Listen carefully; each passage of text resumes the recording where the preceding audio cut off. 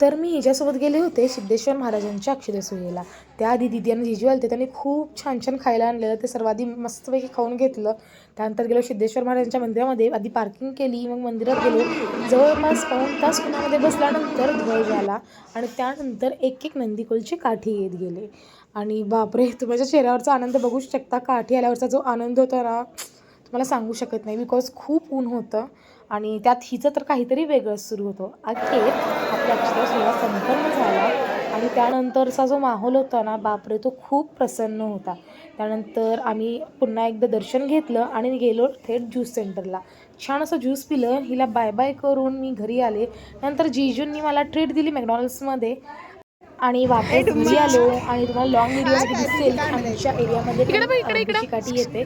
पण त्याआधी ह्या गोडलीसोबत इतकी मज्जा केली ना, आणि ही खूप क्यूट दिसत होती आणि हिच्यासोबत असा दिवसाचा गोड गोड शेवट केला. So bye.